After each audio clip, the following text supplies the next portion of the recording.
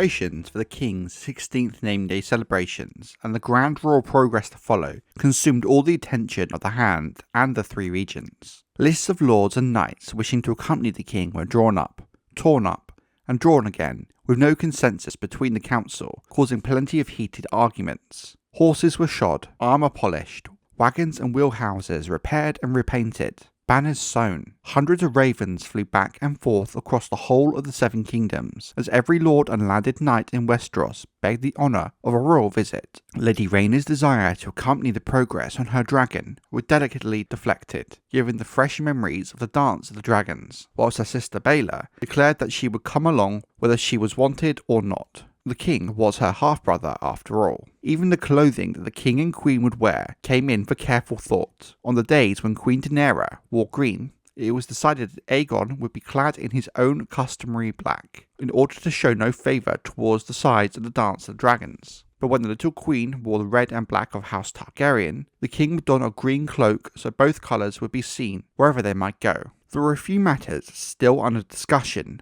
when King Aegon's name day dawned at last, and plans changed and shifted until the very last moment. A great feast was to be held that night in the throne room, and the ancient guild of the alchemists had promised displays of pyromancy such the realm had never seen before. It was still morning, though, when King Aegon entered the council chambers, where Lord Manderly and the regents were debating whether or not to include the ruined town of Tumbleton on the royal progress. 4 knights of the King's Guard accompanied the young king to the council chambers. So did his protector Shandok the Shadow, veiled and silent and carrying his greatsword. His ominous presence cast a pall in the room. For a moment, even Manderly had lost his tongue. Lord Manderly, King Aegon said in the sudden stillness, "Pray tell me how old I am, if you would be so good." "You are 6 and 10 today, your grace," Lord Manderly replied. A man groaned. "It is time for you to take governance of the 7 kingdoms into your own hands." "I shall," King Aegon said. "You are sitting in my chair." The coldness in his tone took every man in the room aback. Grand Maester Munkin would write years later. Confused and shaken, Manderly pried his considerable bulk out of his chair at the head of the council table with an uneasy glance at Shandok the Shadow. As he held the chair for the king, he said, "Your grace, we were speaking of the progress." "There will be no progress," the king declared, as he took his seat. "I will not spend a year upon a horse, sleeping in strangers' bed, and trading empty courtesies with drunken lords, half of whom would gladly see me dead if all they got in return was a goat. If any man required a word with me, he will find me on my rightful place, on the Iron Throne. It is not sightly for a king to wander about his realm, begging for his lord's audience." Manderly persisted, however. "Sire," he said, "this progress will do much and more to win you the love of the small folk. I mean to give the small folk peace and food and justice. If that will not suffice to win their love, let Mushroom make it the progress. Or perhaps you might send a dancing bear. Someone once told me that the common folk love nothing half as much as the dancing bear. You may call a halt to this feast tonight as well. Send the lords home to their own keeps, and give the food to the hungry. Full bellies and dancing bears shall be my policy." Then Aegon turned to his 3 regents, Lord Stackspear, Lord Grandison, and Lord Merryweather. "I thank you for your service. Consider yourself free to go. I shall have no further need of regents." "And will your grace have need of a hand?" asked Lord Manderly. "A king should have a hand of his own choosing," said Aegon, rising to his feet. "You have served me well, no doubt, as you served my mother before me, but it was my lords who chose you. You may return to White Harbour."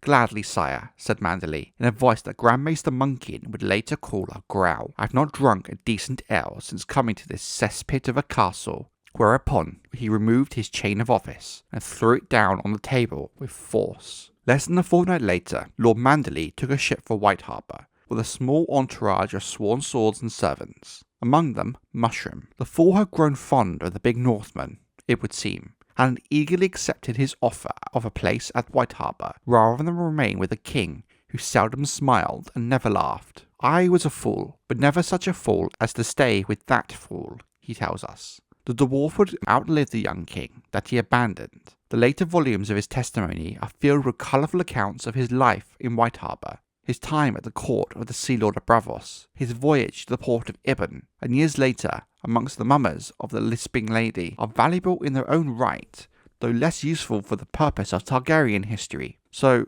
sadly, the full mushroom, the little man with a foul tongue, was passed from our account of history. Though never the most reliable of chroniclers, the dwarf spoke truths no one else dared speak of. Without his account, there are many details of history that would have been lost to time. Mushroom's account tells us that the cog that Lord Mandalay and his party sailed upon was called the Jolly Salt, but the mood aboard the ship was far from jolly as they beat north towards White Harbour. Jorah Mandalay had never liked that sullen boy, as his many letters to his daughters make clear, nor would he ever forgive the king for the brusque manner of his dismissal, or the way his grace murdered the royal progress, whose abrupt end his lordship took for a deeply humiliating personal affront. Within moments of taking the governance of the Seven Kingdoms into his own hands, King Aegon III had made an enemy of a man who had been amongst his most loyal and devoted servants.